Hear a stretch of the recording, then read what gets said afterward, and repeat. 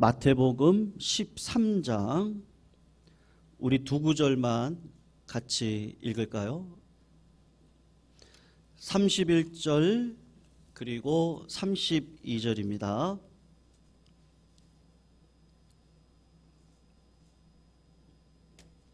(31, 32절) 우리 같이 읽겠습니다. 시작.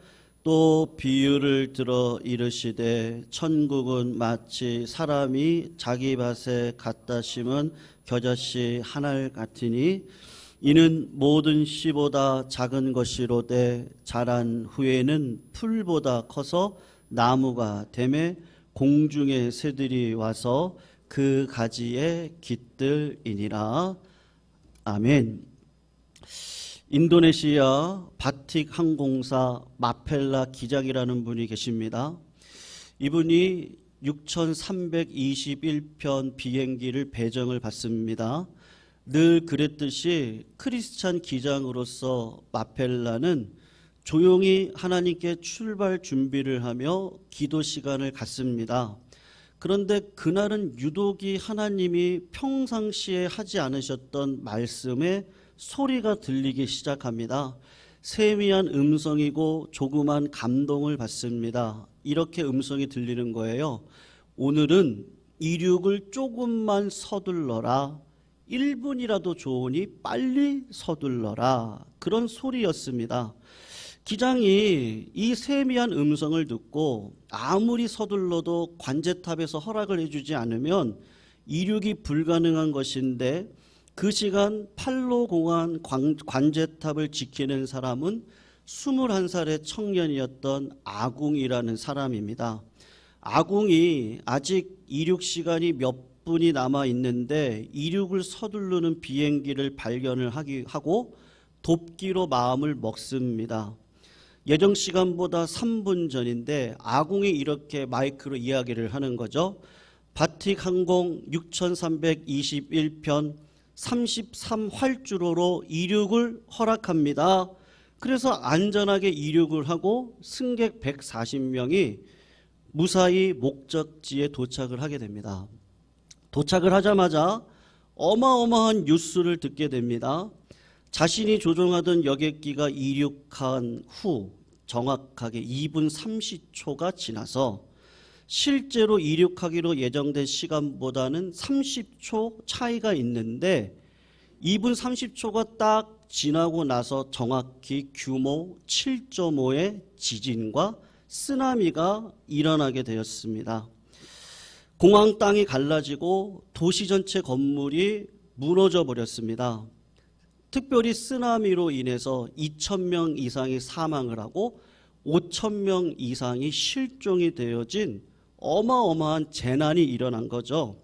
인도네시아 당국은 피해 복구가 불가하다 판단을 내리고 이 공항이 포함되어져 있는 도시를 무덤 도시로 결정을 내렸습니다. 바틱 6321편 33활주로 이륙을 허락합니다. 외쳤던 아궁 이 청년은 이미 이때 관제탑에서 무서운 지진을 감지를 합니다.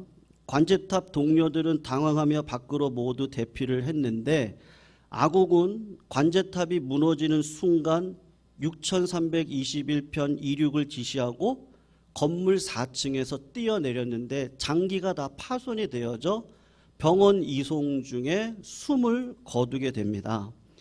기도 시간 하나님의 세미하고도 조용한 음성에 귀를 기울이고 순종을 했던 이 마펠라 기장, 그리고 아무도 주목하지 않는 관제탑에서 목숨을 걸고 자리를 지킨 21살 청년 아궁이 있었기 때문에 140명의 승객이 무사히 목적지에 도착을 할 수 있게 된 것입니다.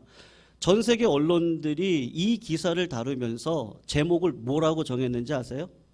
30초의 기적이라고 명명을 했습니다. 한결같이 한 알의 미랄이 죽어서 140명의 생명을 구했다고 보도를 한 겁니다. 여러분, 언제나 그렇거든요. 기적은 한 사람을 통해서 시작이 됩니다.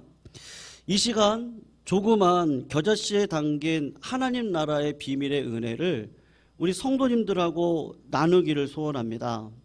하나님의 나라의 기적은 우주가 폭발해서 일어나는 게 아닙니다. 한 사람, 한 톨 씨앗, 조그만 사건 하나에서부터 출발하는 거거든요.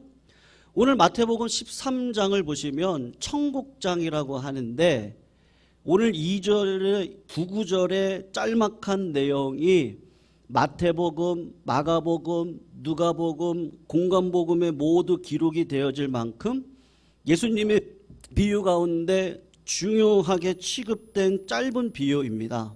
뭐라고 이야기를 하냐면 천국은 마치 겨자씨 한 알과 같다라는 말로 시작을 합니다.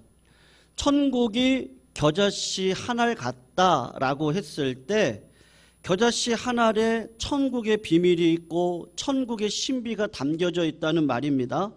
겨자씨가 심겨지고 싹이 나고 자라가는 이 과정을 통해서 하나님 나라의 원리가 있고 하나님 나라의 기적의 역사가 담겨져 있다는 겁니다. 우리말에 좁쌀 같다, 깨알 같다 라는 말이 있어요. 겨자씨는 좁쌀이나 깨알보다도 훨씬 더 작습니다.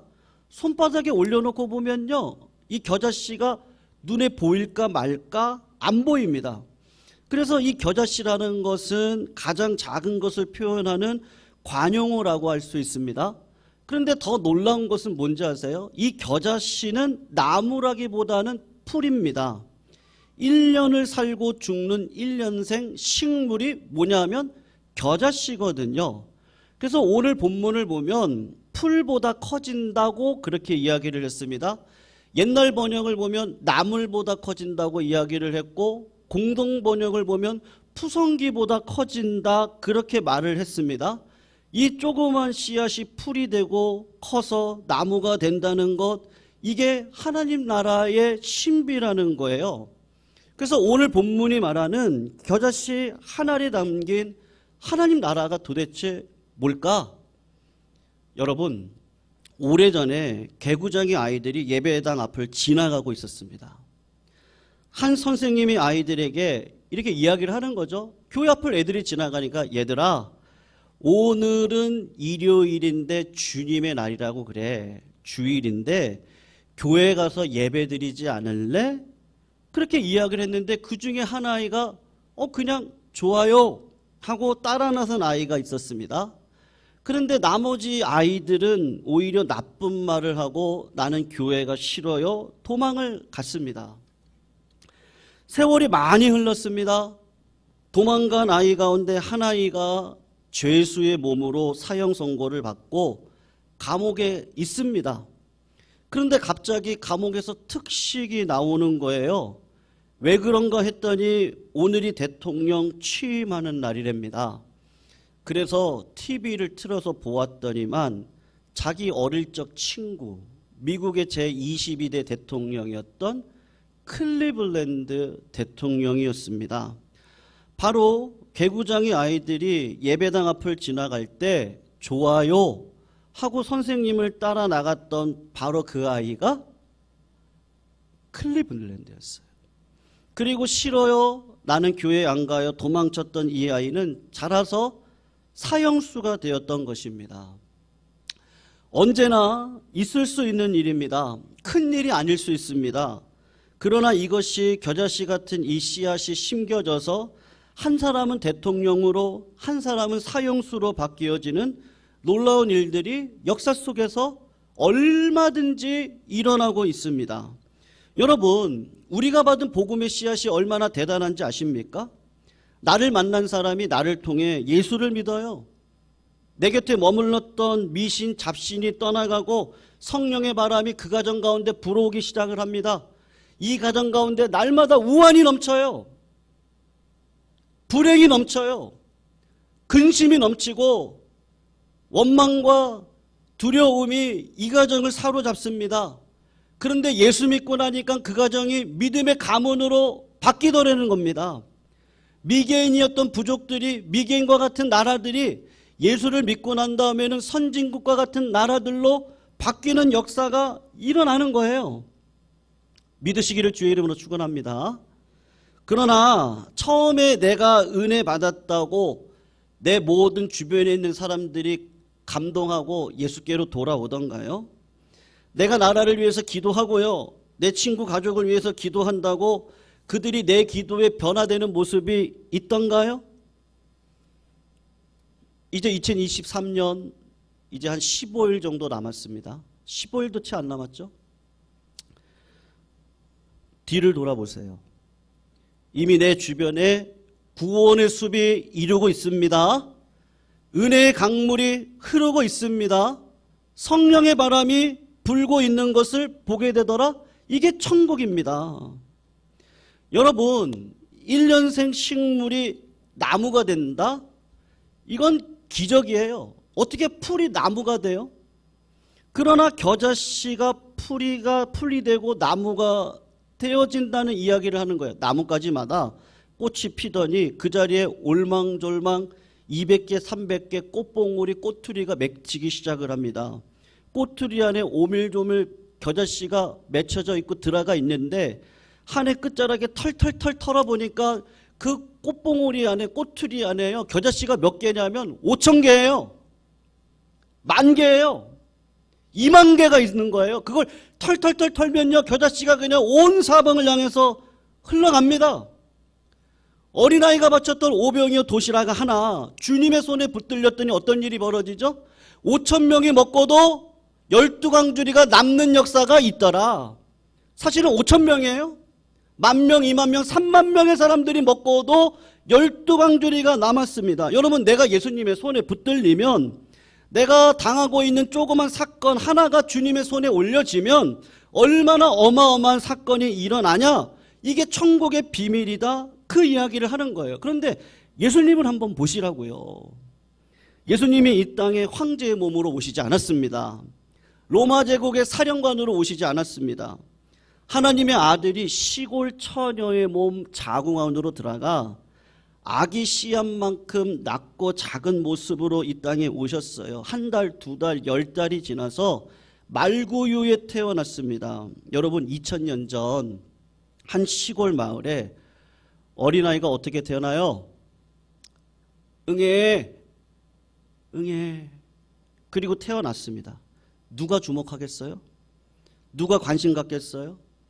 이 사람이 만인을 구원한 하나님의 아들이라, 그가 십자가에 달려오고 있는 세대 속에서 모든 믿는 자들에게 구원을 주실 분입니다. 이걸 누가 믿겠어요? 근데 그런 일들이, 신비한 기적들이, 어마어마한 기적들이 이미 우리 마음 가운데 들어와 있지 않습니까? 여러분들이 이 자리에 있는 건 기적입니다. 믿으시죠? 네, 여러분들이 이 자리에 있는 거, 그리고 하나님을 찬양하는 거, 더 이상 원망과 불평을 하지하며 살겠다고 다짐하는 것, 기도하는 것, 예배에 목숨을 거는 것, 이건 하나님의 기적입니다. 예수님이 선택하여 하나님 나라를 섬기게 될 12제자의 명명을 한번 보십시오. 그 사람들이 잘 나가는 사람들이 있었습니까? 율법과 서기관과 제사장들이 있었습니까? 아무도 그런 사람들은 예수님을 따라 나서지 않습니다. 이름 없는 고기 비린내 나는 어부들, 천덕꾸러기 세리들, 창녀들, 이런 사람들이 예수님을 따라 나섰습니다. 그리고 예수님이 그들에게 이야기를 해요. 너희들이 나보다 큰 일을 행할 것이다. 너희들이 성령을 받으면 예루살렘과 온 유대와 사마리아와 땅끝까지 이르러서 내 증인이 될 것이다. 이들은 어떤 자들인데요? 팔레스타인 밖으로 나가보지 못한 자들입니다.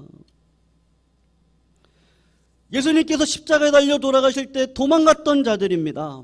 죽을까 봐 겁을 냈던 자들입니다. 마가의 다락방에 올라가서 울부짖으면서 기도했던 자들입니다. 그것을 본 사람들이 야, 너희들 미쳤구나, 술 취했구나, 오히려 비난을 했던 사람들입니다.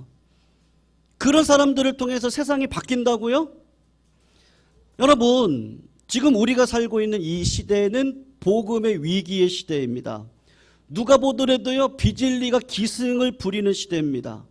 그런데 지금 복음의 능력이 어떻습니까? 세상 인구가 몇 명이죠? 75억이에요. 그 중에 30% 25억이 예수를 믿고 있습니다. 역사상 남겨진 모든 음악이나 미술이나 철학이나 예술이나 온갖 연구 업적들 절반 이상이 다 예수 그리스도의 영향 속에서 만들어진 작품들입니다.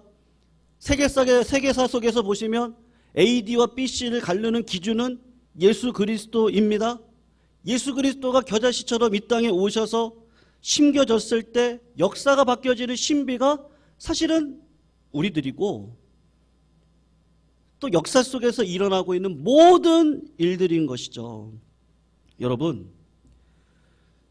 여러분들이 비록 보잘것없는 것처럼 보인다 할지라도 오늘 부르짖으십시오. 그럼 하나님께서 성도님들의 삶을 통해서 역사해 주실 줄로 믿습니다. 성도님들, 우리 오늘부터요, 하나님 앞에 부르짖고 내 입을 넓게 열고 하나님 앞에 나아가 어떠한 상황 속에서도 하나님 부르짖고 나아가면 하나님이 겨자씨 같은 내 인생 가운데 커다란 나무가 되어지는 은혜를 베풀어 주실 줄로 믿습니다. 성도님들, 그래서 오늘부터 우리는 결단하시면 좋겠어요. 제가 금요일날도 말씀드렸는데 더 이상 원망하지 맙시다. 더 이상 비판하지 맙시다. 더 이상 안 된다고 말하지 맙시다. 할 수 있습니다. 하면 됩니다.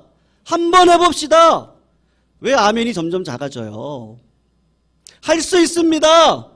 할 수 있습니다. 하면 됩니다. 한번 해봅시다. 네, 점점 하나님은 하실 수 있어요. 겨자씨와 같은 우리의 모습으로 심겨졌을 뿐이에요. 하나님 역사하시면 됩니다. 내가 하나님의 말씀 붙들고 긍정적으로 살아가시면 됩니다. 상황에 더 이상 억누르지 않으셔도 됩니다. 일어나세요. 하나님을 향해 나아가세요. 하나님이 그런 자들을 책임져 주십니다. 이게 첫 번째 주시는 하늘의 은혜예요. 두 번째 비밀이 있습니다. 오늘 32 후반절을 보시면 자란 후에는 풀보다 커서 뭐가 돼요? 나무가 돼요. 그리고 어떤 일이 벌어져요? 공중의 새들이 와서 그 가지에 어떻게 합니까? 깃들입니다. 씨앗이 자라서 나무가 되고 그 나무가지에 새들이 와서 깃들입니다. 그게 하나님 나라랍니다. 무슨 뜻일까요?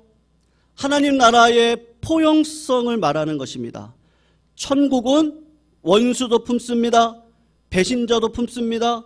자기를 해치는 자도 품습니다. 모든 것을 품는 넉넉한 나라입니다.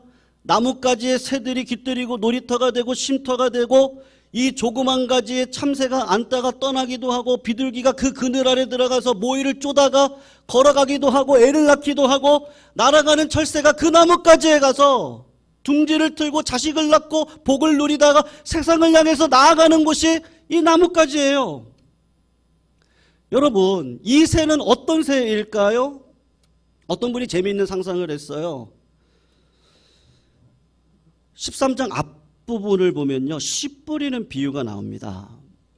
13장 4절에 새들이 나와요. 한번 보세요. 13장 4절을 보면 뭐라 그러죠? 덜어는 길가에 떨어짐에 뭐가 와서 먹어버렸어요? 새들이 와서 먹어버렸다. 그렇게 이야기를 했어요. 겨자씨 입장에서 보면 나를 쪼았던 새들이 이 겨자씨가 자라 뿌리 내리고 풀이 되고 나무가 되고 가지를 쳤는데 나를 쪼았던 새가 어디로 다시 온다는 거예요? 이 겨자씨가 자른 나뭇가지에 와서 앉아 있는다는 거예요. 그 겨자씨를 쪼던 새들이 날아가서 가지에 앉았다. 바로 이런 겨자 씨앗이 어쩌다 이렇게 새들을 품는 나무가 된다. 그 겨자씨에 의해서 나무가 된 그 나뭇가지는 겨자씨를 쪼아먹던 새들조차도 어떻게 해요? 내어 쫓지 않아요. 그들에게 오히려 어떻게 합니까? 쉼터를 제공하고 놀이터를 제공해 줍니다. 어떤 새들이 와도 깃들 수 있는 이 나뭇가지가 하나님 나라라는 거예요. 성도님들, 한 사람이 예수 믿어 천국을 선물로 받았습니다. 씨앗 하나가 풀이 되고 나무가 되듯이 이 보잘것없는 사람이 대장부가 됩니다. 넉넉한 인격의 소유자가 됩니다. 신앙의 큰 나무가 됩니다. 그 품에서 그를 만나는 사람이 다 예수 믿습니다. 나뭇가지에 많은 사람들이 깃들입니다. 그와 함께 먹기도 하고 놀기도 하고 위로도 받고 치료도 받고 거룩한 교제를 나누더라는 거예요. 이런 신비한 나라가 어디 있습니까? 여러분, 중요한 게 하나가 있거든요. 품어준다고 그 새가 바뀌겠어요? 또 쪼아요. 여러분이 용서하고 품는다고 그 사람이 변하던가요? 우리 신앙생활 해오셨잖아요. 어떠세요? 나도 안 바뀌는데 그 사람이 바뀌겠습니까? 안 바뀌어요. 하나님이 원하시는 게 뭔지 아세요? 그냥 품어줘라. 네가 희생해라. 네가 십자가 져라. 네가 고난에 들어가라. 아멘? 아멘 안 하시죠? 네가 고생해라. 아멘. 네가 십자가 져라. 주님은 그걸 원하시는 거예요. 사람을 좀 알아라. 사람이 어떤지 아니? 루터가 재밌는 이야기를 했습니다. 에덴 동산에서 선악과를 먹은 인간은 두 가지만 기억한다. 첫 번째, 자기가 잘한 일. 두 번째, 남이 못한 일. 그거만 찾아다니는 게 인간이라는 거예요. 그래서 모든 인간은 자기가 섭섭하고 자기가 받은 상처만 기억합니다. 입을 열면 두 가지만 말하는 거예요. 첫 번째, 자기 자랑. 나는 이런 사람. 두 번째, 남욕. 저 사람은 저런 사람. 나보다도 못한 사람. 그게 인간이라는 거예요. 생각해 보세요. 사랑해서 만났습니다. 살아갑니다. 근데 부부간에도 조그만 말 한마디에 상처받습니다. 용서가 안 됩니다. 가정이 깨지고 공동체가 깨집니다. 나를 낳아준 부모의 섭섭증이 생겨가지고 신문을 보세요. 부모를 버리는 일들이 얼마나 많습니까? 내가 난 자식을 부모가 함부로 대하는 경우도 있습니다. 얼마나 어리석은 인간입니까? 공동체 안에서 우리가 서로 사랑하던 관계입니다. 소중한 관계입니다. 그런데 말 한마디에 조그만 사건 하나에 용서하지 못하고 평생을 원수처럼 살아가는 사람들이 그 안에 있더라는 겁니다. 세상살이가 다 그래요. 근데 주님은 뭐라 그래요? 그렇게 쪼던 새들이 네 가지에 와서 머무면 어떻게 하라 그래요? 그냥 품어라. 천국은 자기를 쪼던 새들도 와서 깃들이는 곳입니다. 천국은 원수도 용서받고 악한 자도 사랑받을 수 있는 곳입니다. 세상에서 가장 작은 자, 소수자, 약자, 늙고 병든 자, 가난한 자, 못 배운 자, 부유한 자 누구든지 와서 쉼을 얻고 돌아가는 것이 하나님 나라요, 천국이요, 여러분들이 만든 가지요, 우리 교회인 줄로 믿습니다. 오래전 미국 LA에서 흑인 폭동 사건이 있었어요. 아마 오래전이죠. 이때 한인타운 한인 상가들이 큰 피해를 입었습니다. 이유는 한 가지예요. 그만큼 미국 사회에 한국 사람에 대한 거부감이 팽배했습니다. 왠지 아십니까? 한국 사람들이 장사하는데 흑인들하고 피부 스치는 것도 싫어해요. 그냥 돈 버는 거예요. 돈. 미국 흑인 사회에서 한국인을 향한 원망과 불평이 점점 커졌어요. 폭동이 일어났죠. 그것에 대한 방증으로 한인 상가가 불탔습니다. 그리고 상가 문을 열지 못하고 장사를 못하는 거예요. 한국 사람들이 이방인이지만 미국인들이 한인 상가를 찾아오지를 않습니다. 그동안 쌓였던 게 이 방화로 일어난 거죠. 바로 이때 인디애나주 블러밍턴 한인연합교회에서 예배를 마치고 나오던 윤원준이라는 26살 청년이 있었습니다. 이 청년이 예배를 마치고 나오다가 백인 우월주의자 벤자민 스미스가 난자한 총에 맞아서 죽었습니다. 그리고 일주일 후에 오후 7시 미국 전역에 추모 예배 광경이 방영되어졌습니다. 한인교회죠. 교인 1,500명이 모이고 미국 법무부 장관이 참석하고 한국에서 들어간 윤원준의 부모, 친척들이 모여서 예배를 드립니다. 그때 윤원준 청년의 이종 사촌이었던 형인데 박성원 목사께서 추모사를 대독합니다. 부모를 대신했어요. 이렇게 썼어요.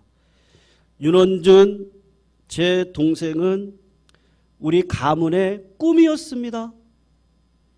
그 꿈이 벤자민 스미스의 총에 의해서 사라졌습니다. 꿈을 안고 미국 땅에 들어와서 미국을 사랑하던 내 동생 윤원준이 그 사랑이, 그 꿈이, 그 비전이, 그 젊음이 총에 맞아 죽었습니다. 그러나 이렇게 얘기를 했어요. 우리 가족은 하나님 앞에 오늘 아침 예배를 드리며 벤자민 스미스를 용서하기로 선언합니다.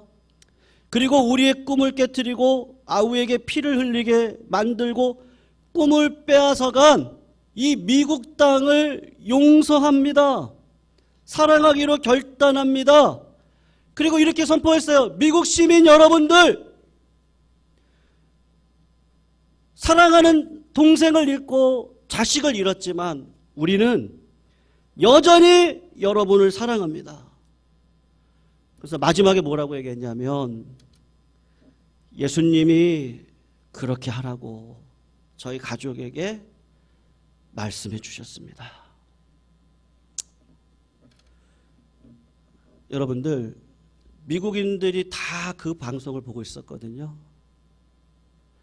뭔가 알 수 없는 이 전율이 이렇게 확 올라왔다고들 얘기하시더라고요. 그 사건 이후로 어떤 일이 벌어진지 아십니까?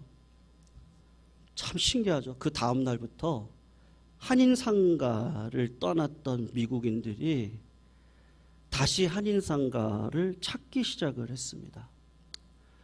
활기를 금방 되찾았습니다. 수많은 미국인들이 한인상가를 메우고 있었어요. 만약에 그때 우리가 똑같이 총을 들고 흑인들을 맞섰다면 백인들에게 원한의 감정을 갖고요, 그냥 평생을 살아갔다면 지금의 한인촌은 없었을 거예요. 성도님들, 하나님의 나라는 어떤 나라죠? 용서의 나라입니다. 겨자씨가 자라서요, 기적이 일어났어요. 나무가 됐어요. 근데 이 나무가 보니까 용서의 나무예요. 이 나무를 자세히 보니까 십자가 나무예요. 성도님들,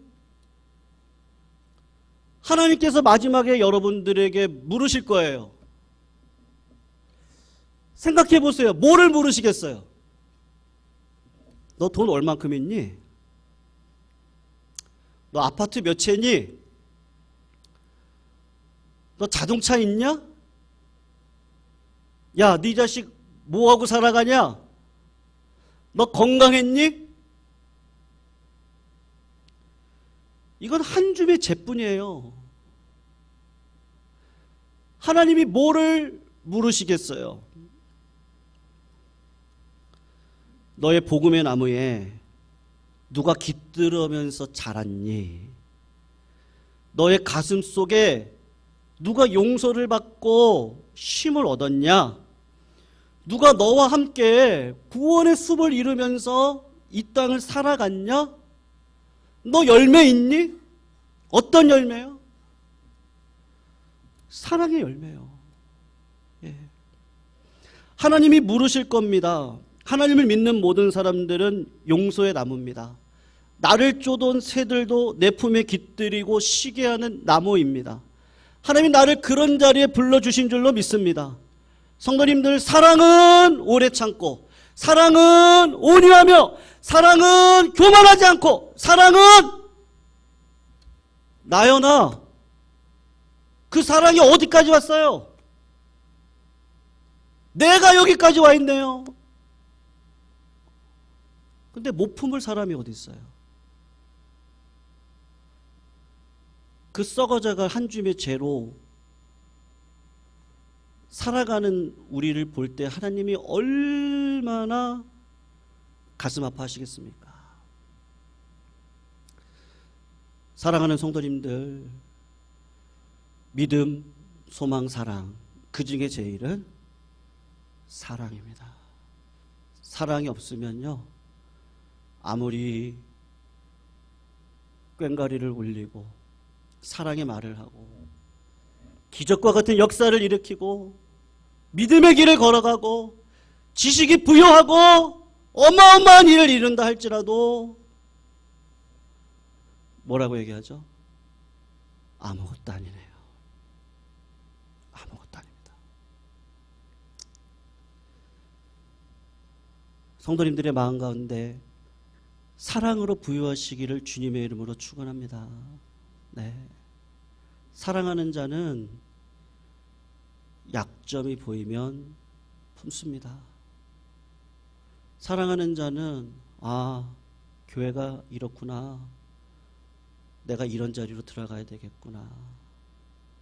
가정 안에서 그냥 자식을 훈계하고 비판한다고 자식이 잘 자랍니까? 네. 자식을 이해하고 기다려주고 끝까지 품어주고 끝까지 격려해주고 끝까지 기도해주고 끝까지 보증해주고.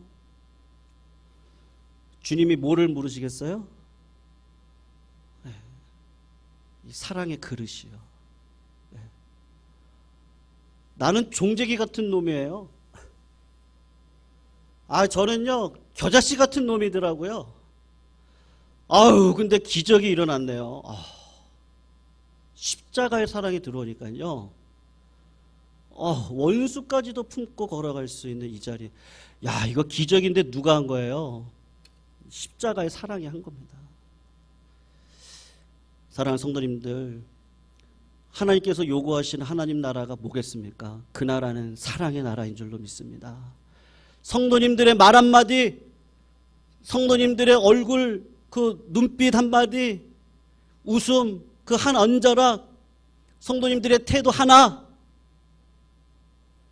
할 수 있습니다. 하면 됩니다. 한번 해봅시다. 뭐를요? 끝까지 사랑해봅시다. 안 되죠? 그러나 내 영혼아 오늘도 사랑하자. 그렇게 선포하시면서 나아가시는 믿음의 성도님들이 다 되시기를 주님의 이름으로 축원합니다.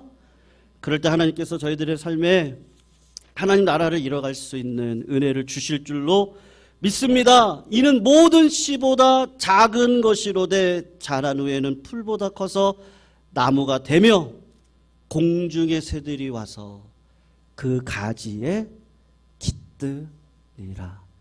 이 말씀 그대로 성도님들의 삶 가운데 이루어질 줄로 믿습니다. 우리 말씀 생각하면서 우리 올해가